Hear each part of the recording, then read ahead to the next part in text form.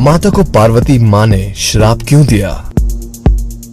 भारत में गाय को माता का स्थान प्राप्त है। पुराणों में उसे साक्षात देव की संज्ञा दी जाती है। माना जाता है कि कामधेनु का हर अंश मानव मात्र के लिए वरदान है।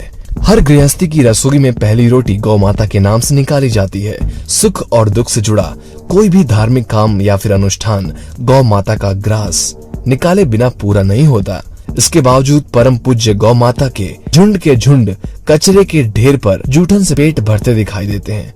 इसे देखकर मन में प्रश्न आना स्वाभाविक है कि आखिर गौ माता की आज ऐसी दुर्गति क्यों है।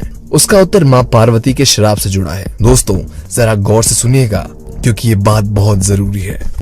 एक बार की बात है जब भगवान शिव और माँ पार्वती समुद्र के किनारे विहार के लिए गए। इस विहार के बीच शिव जी के मन में एक शरारत आई। उन्होंने कहा कि देवी पार्वती, मुझे अचानक आवश्यक काम के लिए जाना पड़ रहा है। मैं कार्य पूर्ण कर अभी आपके पास आता हूँ। आप यही मेरी प्रतीक्षा करिए। असल में शिव जी पार्वती को परेशान करना चाहते थे।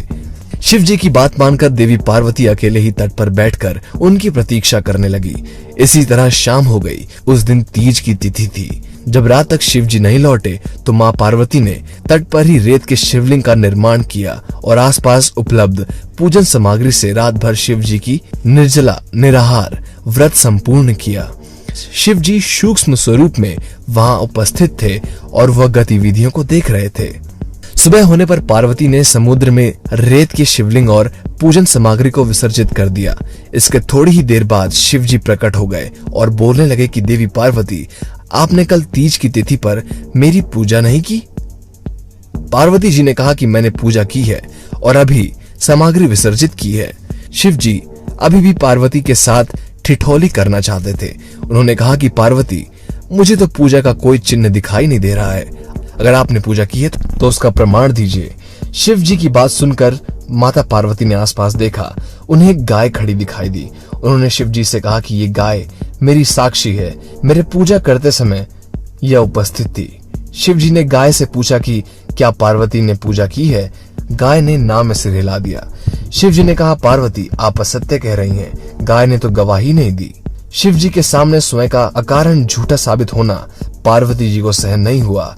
उन्होंने उसी वक्त गाय को श्राप दिया कि तू दिव्य जन्मा है, जगत कल्याण के लिए प्रकट हुई है, इसलिए जनहित के लिए तेरे गुण यथावत रहेंगे, किंतु जिस मुंह से तूने ये झूठी गवाही दी उसे दंड भुगतना पड़ेगा।